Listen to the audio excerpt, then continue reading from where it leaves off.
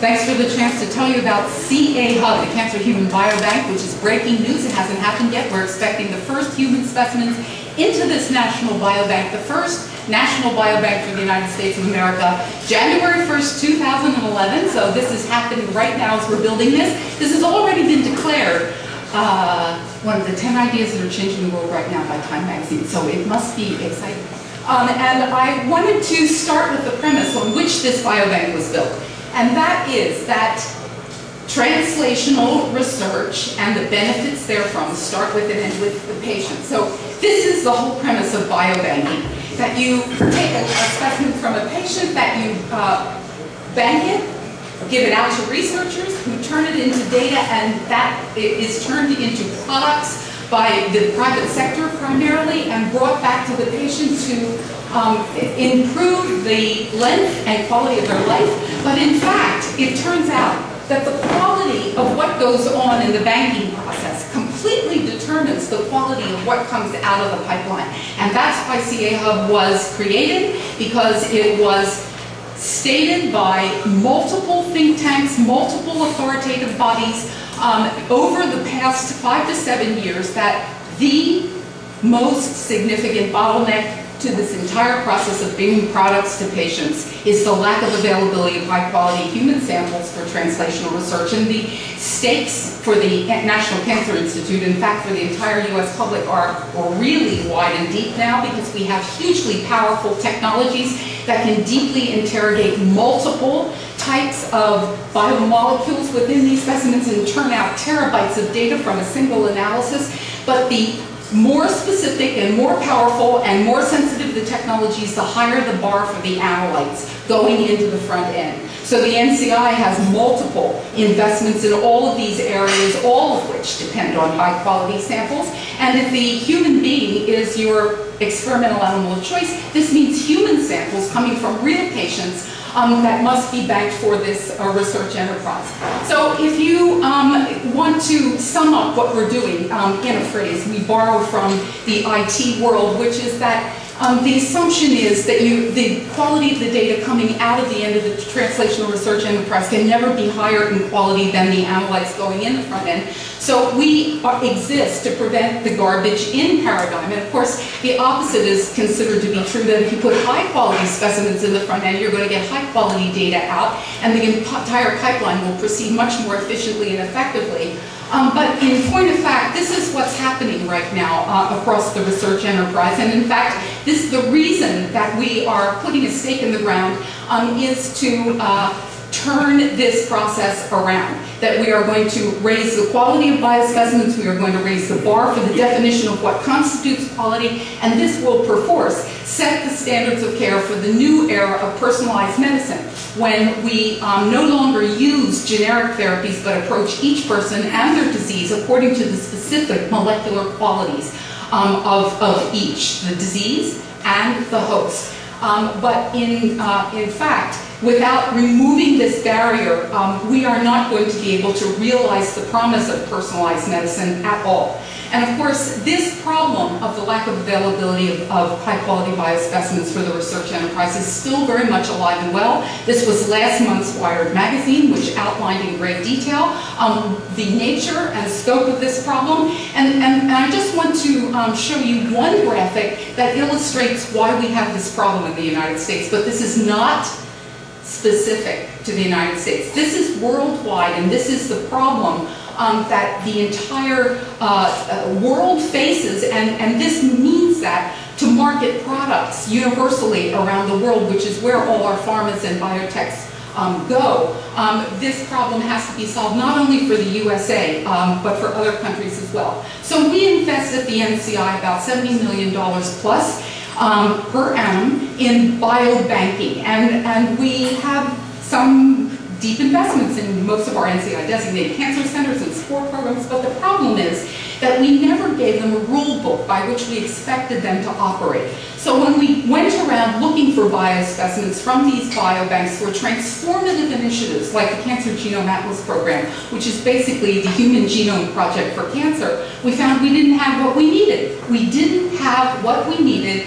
to fuel 100 million pilot program, which is now scaled up to a full-blown initiative that aims to identify all of the genomic changes in all of the cancers and put all of that information and data out on the web for public use, investigator use. So when you looked at what these biobanks were doing, there were no standards. Either that or they all said they had standards and they were all different. So at the end of the day, everyone was doing things differently. The collection, processing, and storage procedures different, the degree and type of data annotation, the scope of patient consent, material transfer agreements, which encodes all intellectual property issues. Supporting IT structures vary enormously in their capacity, and so even if biobanks wanted to exchange data, they were unable to. So at the end of the day, there was a huge variation in the quality and accessibility of specimens and the data that makes them so powerful and so valuable for research. So we needed to create a new science that would increase the scientific data on which our approach to biobanking that would serve science would be based. And this is another little cartoon that I made up to show you all what I mean by this new science, which we now call biospecimen research. It's usually believed that the cancer patient gives a biopsy, which is a little mini-me of their disease, and they give it out to the researcher, comes back in terms of products, personalized medicine, cure the patient. But in point of fact, the biospecimen that comes from human beings that we bank for research is subjected to enormous biological stress just in the things that we do to it to get it out of or off of the human body. So before we get it, it's part of your anatomy, and it's subjected to all kinds of things that happen in the operating room, and it comes out and it's subjected to all kinds of variables in the pathology suite. Meanwhile, it's viable and reacting to these variables, and that changes its underlying molecular makeup, the expression of genes and proteins, and each specimen type, liver, brain, reacts to these things differently, and at the end of the day, we don't know how these variables affect these genetic profiles, and so in fact we have to learn.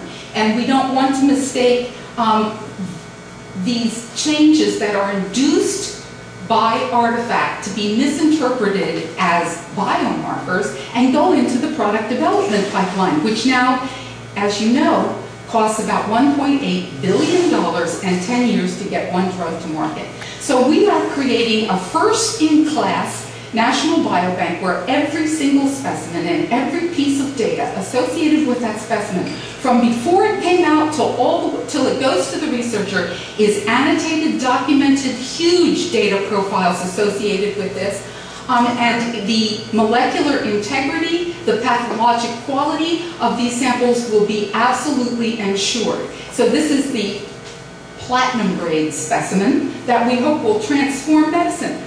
Unique, centralized, not-for-profit public resource that will have this continuous supply of these benchmark human samples to be used for research and for product development for personalized medicine. So these are the key concepts on which it's built, that everything is standardized. No matter where the specimens come from, no matter what institution produces them from the donors, they are all procured with the same standard operating procedures, they are all documented with the same data elements, they are all centrally quality controlled. All this data will be on the menu for the biobank, and every user of every sample will be required up front to redeposit the molecular analysis data. So in fact, for this crowd, it's going to be the data repository associated with this national biobank that's going to be the biggest public resource, and in 10 years from now, you may not even need wet specimens to do research. It can all be done in silico.